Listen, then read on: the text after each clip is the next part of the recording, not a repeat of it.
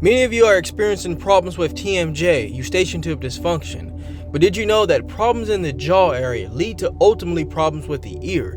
That is why a lot of the times you go in to see a specialist, they're examining your ear, and ultimately the discussion is you need to get on medication. And then the medication ends up being allergy-related medication. Now, this is not to say that allergies is never a problem when it comes to having ear pressure, clicking sounds, or just overall fatigue, but there's more to be evaluated. And in this video today, I'm going to break down 6 things that are going to help you get over eustachian tube dysfunction and TMJ. And could you believe that those 6 things are things we're probably doing and not knowing it? Number 1 on our list today is avoid chewing gum. Now, I know a lot of you are dealing with stress and anxiety, and chewing gum really eases your nerves and calms you down and distracts you from what's really going on that's tense. But I have to let you know, the jaw is the most used joint in the body. Limiting excessive use of the joint and muscles alleviates pressure and gives them a chance to rest. Resting sore muscles and joints is the first step in getting our TMJ symptoms back in check. And if you can get your TMJ related symptoms in check, your ears are going to also improve. Number 2 on our list is avoid eating hard foods. Now, bagels are extremely tasty, but they're also tough on our jaw. When we have pain in our jaw due to TMJ, we should avoid eating hard foods like bagels and apples.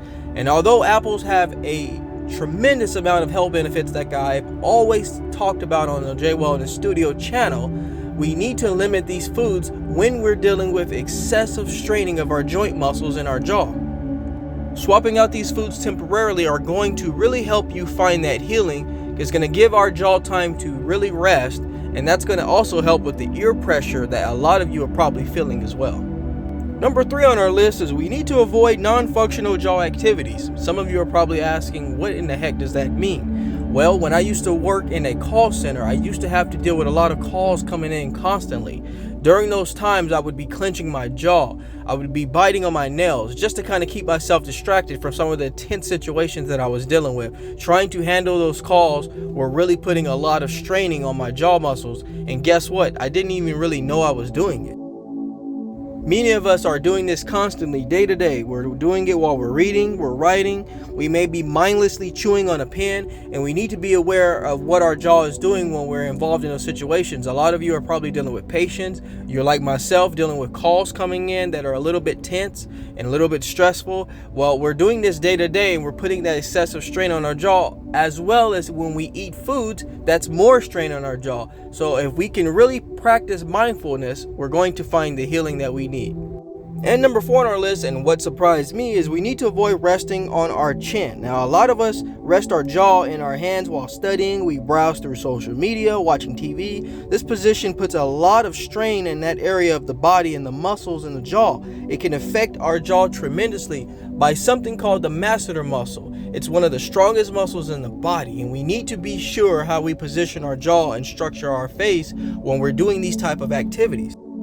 The pressure against the side of our jaw may push against the joint, moving the disc out of place and creating problems with our jaw as it opens and closes. Breaking the habit of resting our chin on our hand can allow our joint to heal in the right position. That is why you're probably hearing the clicking sounds when you're chewing or when you're turning your head, is because over time we're repositioning the jaw by putting our hands on our jaw area there, and doing it over time is going to cause excessive damage.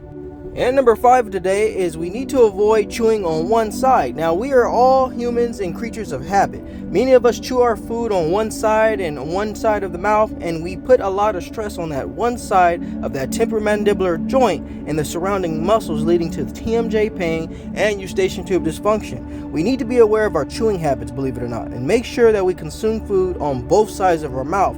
If we have dental problems or tooth pain, we need to get in touch with our dentist to get that fixed, so that way we're not leaving one side of our jaw of holding all the strain. It is these little details that make big changes in our overall health. And when we see providers, sometimes these little details are not really evaluated. So we continue on with our habits thinking that it's something new we just did that are causing our eustachian tube dysfunction, TMJ, and tinnitus, when really these are habits that we're doing ourselves, that we've developed, and that we're unaware that we're continuously causing problems of our own health, and we need to get that in check. And number 6 today on our list, and something that I kind of talked about, is clenching. Again, when I used to work at a call center, a support job, I clenched a lot, as well as bite my nails. And I realized doing so would always cause problems with my ears. I would start to get pressure on the way home from work. There is something called bruxism, which is a medical term for clenching our teeth together. This may occur during the day while we're sleeping, but it can be a real problem for our TMJ related problems, and our teeth clenching can put so much stress on our jaw muscles that we are not even aware of it. As I've stated before, teeth clenching is a sign of stress, and when we're working at our jobs, we are encountering lots of that, and we need to be aware of it. Again, this is something that we have to practice mindfulness on. Working and managing that stress is going to help alleviate us putting strain on the jaw muscles to our temporalis muscle and our masseter muscle. Doing this over time is going to help alleviate the ear pressure that we're feeling, as well as the tinnitus, ringing of the ears. And this particular topic is something that resonates with me and I'm very passionate about it. I'm going to throw in a bonus thing of what you all should be aware of, and that is posture. Our posture is extremely important. Did you know the functioning of our jaw closely is related to posture? And we're not really told this. Our jaw operates best when our head is above our cervical spine and our posture is upright. If we begin to slouch, it can change how our jaw muscles work and the way our jaw opens and closes. Any specialist that you go to when it comes to the ear and ear problems needs to be bringing up posture. I cannot tell you how important it is and how pivotal it is to have your posture checked when you're dealing with ear-related conditions. They are extremely tied together. Strengthening our back and shoulders are a good way to help with that issue with our ears. Believe it or not, having ourselves upright and keeping our jaw aligned with our shoulders and our chin up is going to help over time with reducing some of that ear pressure and the clicking sound that you're going through. There is something called slouch overcorrect exercise that I'll be linking in the description that I want all of you to take a look at. It's a great way to develop an awareness for proper posture. Sitting and standing upright and avoiding slouching can really help our jaw operating abilities. And this is something that has to be talked about in our doctor visits. This particular condition that we all speak of here at the J Wellness Studio when it comes to eustachian tube dysfunction, tinnitus, patulous eustachian tube disorder, and fighting all of these symptoms all have something to do with being mindful of what we're doing. We're not being taught that. It's not necessarily something we just stumbled on over the weekend and now we have this problem. There are a correction of things that we can do ourselves to be more aware of it. It's not something that we need to over-calculate or over-inspect.